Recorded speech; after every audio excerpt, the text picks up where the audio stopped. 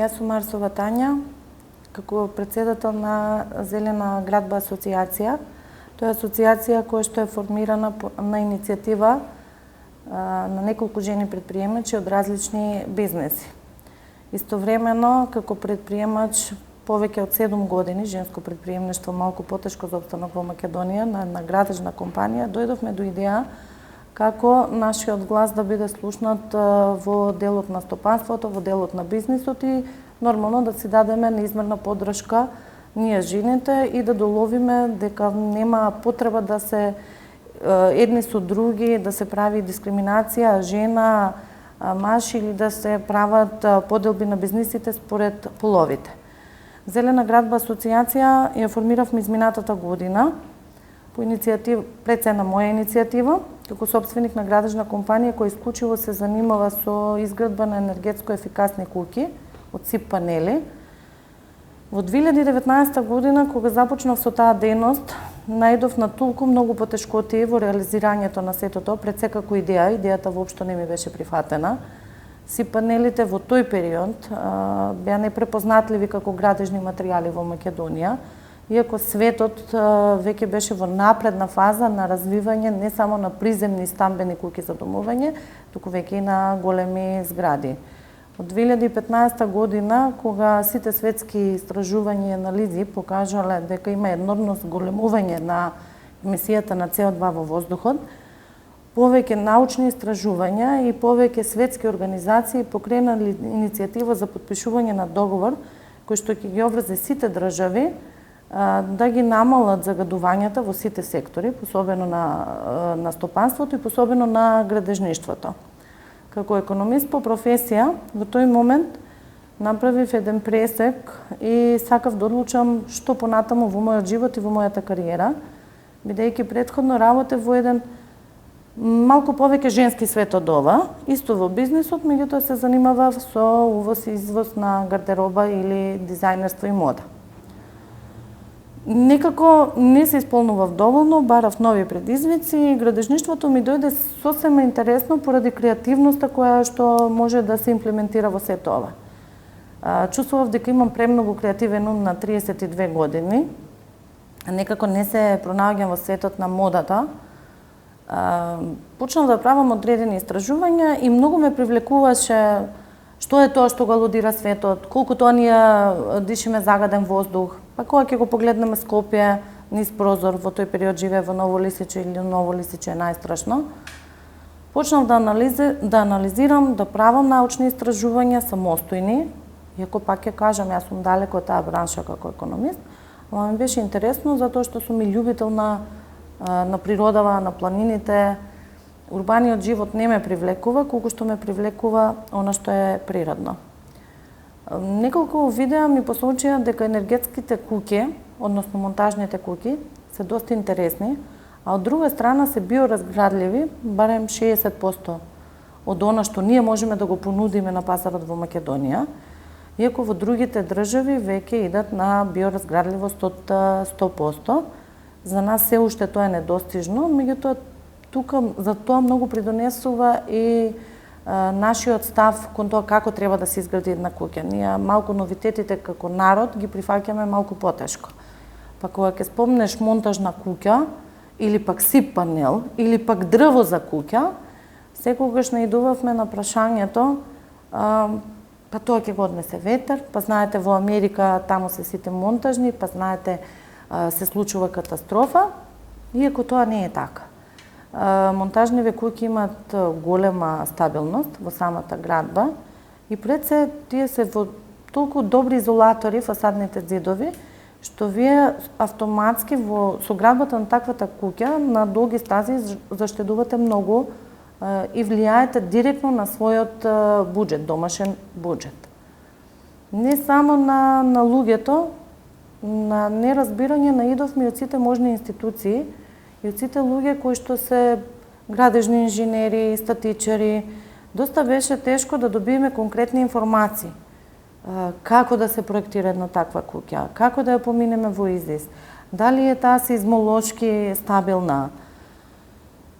борбата беше голема и во 2020 година, веќе пред самиот почеток на короната, на моje изненадување, на интервју за архитект, замислете, доста тешко беше да најдеш архитект да може да проектира таков тип на куќа и уште повеќе да направиме една комплетна агенда каде што ние ќе бидеме поборници и носители на нешто што треба да значи здрава животна средина и нормално здрава земја, па здрава храна, па и здрави деца.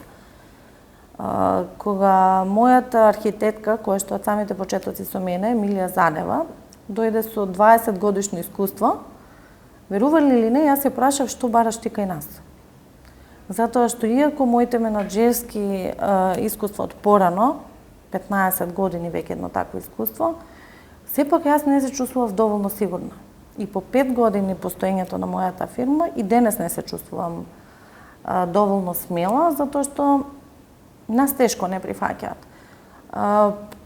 Пред секоја ќе настапи жена да представува проект кој што е импозантен, кој што е интересен, сепак од другата страна, кога не се жени, ние наидуваме на соодветни препреки, па објаснувања, па губење енергија, па почнуваш да губиш и волја. Ама кога Емилија Занева пристапи кон нашиот тим и кога добивме одговор дека и покрај сте она сака да проектира за нас, тогаш, а и сега сум уште посрекна и во мојата канцеларија имаме токму жени. И жени го развија бизнисот, морам да кажам. Ние направивме за себе 34 монтажни куќи, сите се енергетски ефикасни, сите се добро изолирани, надворешно на желба на клиентите, буквално делуваат како куќа која што е тврда градва. Нема ниту една разлика, ама кога ќе влезете внатре во летен или зимен период, токму поради изолаторските зидови, се чувствува сето тоа и вие со една триполка клима можете да загреете простор од 50 квадрати. Значи, трошоците се намалени. За жал, како и во другите бизнеси, а во ова влеговме како стартап бизнес, и кога никој не ти го препознава ставката градежен материјал, па ние треба да трошиме време и енергија, што значат си панелите, дека тоа се производи кои што доаѓаат како панели, готови производи, од две ОСБ табли со исполна стиропор внатре. Во делови од светот тие доаѓаат со исполна камена волна, како поприроден материјал или како полиуретанска пена, меѓутоа биолошка. Доаѓа ковидот. Како и сите бизнеси, ние мислевме дека една година постоење ќе значи и пропаст со почетокот на короната, а во истиот период ни беше толку занимливо и интересно и кога го добивме првиот проект од Емилија, куќа во дрво, проектирана, па се потрудивме да помине и низ ИЗИС, па и добивме одобрение од ИЗИС, тоа некако ни даде желба да продолжиме понатаму. И дали има корона или нема корона, жени како жени, ние сме секогаш малку поупорни, потврдоглави, одлучивме да продолжиме. Не застанавме во короната, заеднички разговаравме, дојдовме до идеја од самиот карантинот, сето таа нова настаната ситуација. Јас, пошто по потекло сум од Источна Македонија, најнеприфатливо за мене во Скопје беше кога дојдов да живеам во затворен стан од 40 квадрати и балкон од 2 квадрати. Доста често и тогаш и денес, значи пред 20 години кога дојдов во Скопје, и тогаш велев, а и сега го велам истото, за викенд скопјани си заминаа дома. Кога почнав да анализирам како ние да обстанеме, направивме на маркетинг кампања во која велевме, што секој знаевме дека поседува одредено земјиште, потекнува од некаде. Направивме кампања најбрзата куќа која што може да ја добиете за буџет од 7500 евра пред самата инфлација да настане, од 35 до 45 квадрати, брзо монтажна, е континер, ама не е континер, ради естетиката. И тука веќе се чувствуваше влијанието на жената во бизнисот. Ако е градежништво, ама влијание на жена. Ние внимаваме на креативноста, на естетиката, на ситните детали и нашиот производ дојде интересен за групата на клиенти. И ние во ковидот имавме најголем пораст на нашата компанија. За нас донесе успех. Токму тоа и се случи. луѓето кои што живееа во помали станови, 4 до 5 члена, неиздржливо е да обстанат во таква просторија, па инвестираа во викендици. Годината која што помина вака или онака, не можевме да се прошируваме, ама веќе ги обезбедивме машините со цел да направиме првата фабрика за производство на СИП панели. За жал, се уште не успеавме да ја ставиме во погон. Пред се не можеме да ги обезбедиме потребните документи, да се класифицираме како градежни материјали. Борбата со институциите е уште една поголема препрека за развојот на бизнес, независно дали си маж или си жена. Ние реално имаме многу проблем со самата администрација. И доста интересно беше секој пристап на нашава агенда, приказ на некоја си платформа, за тоа колку значат монтажните куќи во делот на незагадувачки материјали, во делот на заштита на животна средина, со тоа и директно влијание на климатските промени. Доста често после ковидот се зборуваше колку тоа значи да бидеш на чист воздух, колку тоа значи да секој од нас како индивидуа придонесува да го намали загадувањето, а и не мора некој да ни кажува или некакви физибилити студија да работиме, да сватиме дека нештото се променило. Сега е веќе ноември, јас не се сеќавам да во ноември сме имале волку високи температури. Значи, глобалното затоплување можеме многу пластично да го објасниме на луѓето и да кажеме да, еве го се гледа.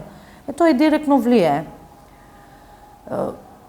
Препреките продолжија, неприфаќањето продолжи, меѓутоа и покрај тоа што многумина искусни луѓе во бизнисот, искусни луѓе во градежништвото рекоа да, од ова нема да биде ништо, македонците никогаш нема да купат монтажни куќи поради безбедност. Меѓутоа македонците, особено помладата популација, и како купуваат монтажни куќи. Имаме еден проблем и со самото новинарство, кога се пласираат неточни информации кон луѓево и тие доаѓаат буквално дезинформирани кај нас дека монтажна куќа значи дека монтажната куќа ќе ја пренесуваш од едно на друго место. Тоа е грешка. Тоа не постои, не може да постои, затоа што секој македонец бара бетонски фундамент за поставување на таа куќа, бара контактна фасада, демит фасада и тоа не е монтажно. И ти механички невозможно е да не го оштетиш, а да го пренесеш. Од тој аспект развивме и посебен друг концепт на модуларни куќи, кои што се исто на природна база. Имаме еден проект кој што се вика Берта и тоа е првиот модерен дом на Тркала, кој што изнесува 10 квадрати и тој може да се пренесува и да ви дозволи номадски начин на живот. Од целокупната приказна по ковидот, по самата изолација меѓусебна, па мислам дека секој од нас се врати назад во природа, свати што значи да имаш чист воздух, чиста вода и колку задоволство носи сето тоа. Јас не верувам дека некогаш претходно, ако не се случеше ковидот, како една позитивна страна, ќе си дозволев себе си да бидам месец дена изолирана надвор од Скопје или надвор од станот, од урбаноста. Ама тогаш имавме прилика и сватив дека тоа е она што го сака. Кога продолживме понатаму и кога ја надминавме самата криза со короната и кога уште поинтензивно се надоградивме на тоа дека светот веќе дава максимална поддршка и сите европски фондови се со повик за зелена агенда, зелена платформа, со мојот тим, пак ќе нагласам, бевме во тој момент 6 жени, дел од нив беа без искуство, поголем дел од нас беа со поголемо искуство, и благодарение на мојот раководителка, направивме уште поголема агенда и зошто да не развиеме рурален туризам, меѓутоа туризам кој што ќе не врати на она правобитното и вредното, ама нема да ја загадува околината и ние нема да изградиме висококатници, огромни хотели, модернизација. Јас и сум уверена дека луѓето, туристиве во Македонија сакаат да видат нешто културно, традиционално и наше домашно, и трпеза, и архитектура, и природа. Во светот можете секаде да појдете и да видите модернизација, големи хотели со 5 звезди па и повеќе, меѓутоа во Македонија едно немаме финансиска моќ немаме за тоа. Самото поднебие не ни е треба да се вклопиме нешто кога ќе градиме, треба да го вклопиме во средината во која што делуваме.